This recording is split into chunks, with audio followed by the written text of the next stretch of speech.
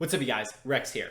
And in today's video, I will be going into detail on how I scored a 131 on cars as someone who doesn't even read. You'll be hearing the strategies I use to approach every aspect of cars, from how I read a sentence, to how I read a paragraph, to how I read a passage, how I read questions, and how I viewed the entire section.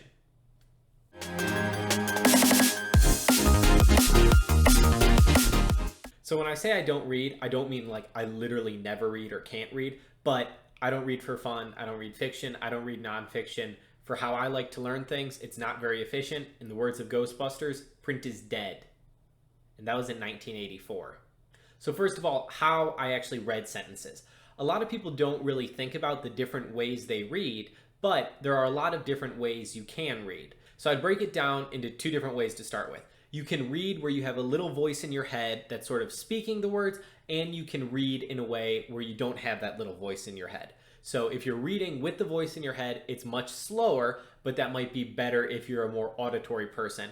If you're a more visual person, it might be better for you, or this might be how you normally read. You don't actually have to have that little voice in your head speaking the words, and you just see it, and your eyes can scan and read a lot faster than your brain can sort of talk out loud. That's why you can read a lot faster to yourself than you can read aloud. The second different way you can read is you can read sort of in chunks. So as an example, preamble of the Constitution, you could sort of read this where you, in an instant, read each comma off section. So, we the people of the United States, in order to form a more perfect union.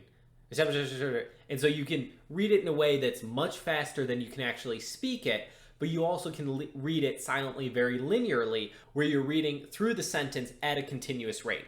And so I took the time to sort of play around with all of those different styles of reading to find out what worked best for me. So when I read at a linear pace with a auditory voice going in my head. So I read and heard in my mind, "We the people of the United States, in order to form a more perfect union," so on and so forth. That's how I read sentences in cars. And so the final area of deciding how you're going to read it is making the decision, are you going to reread a sentence for further understanding?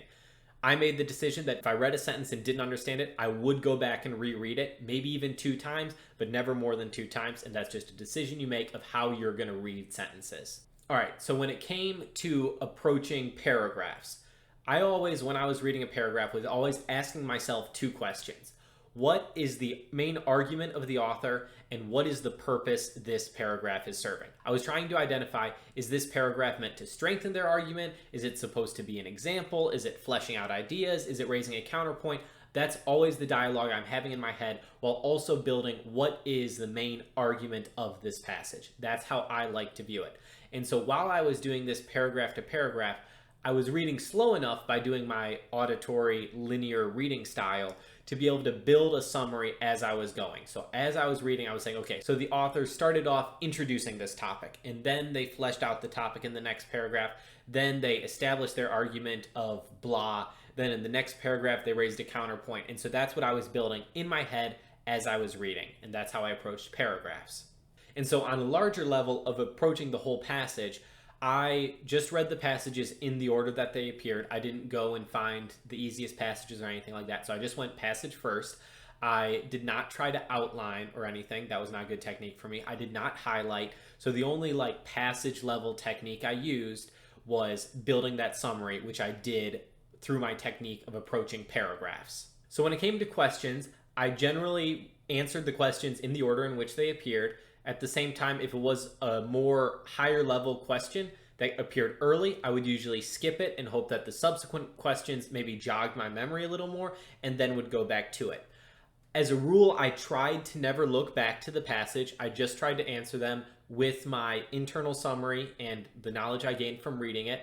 Even if it was a question that was like, this word as used in line blank, only if I was really unsure would I take the time to go back. So only in very rare circumstances did I ever go back and reread any part of the passage. And if I did have a question that I really was unsure about it, I would flag it, and I generally finished with maybe only 3 minutes to go back and review, usually 1, 2, or 3 flags, but I usually didn't leave a specific chunk of time and try to time it out. I never set myself a really strict schedule if I get 9 minutes per passage or 7 minutes per passage or anything like that. I tried to not worry about the clock. I would check it every now and then and do just the quick mental math and adjust my pace accordingly. I remember when I took the actual exam, I was really slow for the first couple passages. I think I took like 12 minutes or 13 minutes on one or two of them. And so I definitely was rushing towards the end. And I never really got to the point where I felt comfortable with the timing. That was always a huge concern for me. And probably the most difficult thing for me was getting under time. In summary, I did not skim, highlight, outline, or read any of the questions beforehand. I read all of the passages throughout CARS in order. I read verbally in my head at a slow pace and reread sentences if I was unsure. I always asked, what is the author arguing and what is the purpose of this paragraph I'm reading? I built a summary in my head as I was reading the passage. I answered the questions not necessarily in order, but generally in order. I always tried to avoid looking back on the passage when answering questions. And then I would review a couple questions at the end, but didn't give myself a really strict time frame of how I was going to pace myself throughout CARS. And so that's how I scored a 131 on CARS. That's what worked for me. I definitely played around with it a good amount. However, I think on my first exam, I got a 129 or a 130, so I was lucky that I started from a high point. But at the same time, I'm not a big reader, and so I want you to use that as a word of encouragement, that don't think that, oh, I'm not someone that reads a book a day, I can't do well on CARS. It's definitely possible, but it's really about finding techniques that work for you.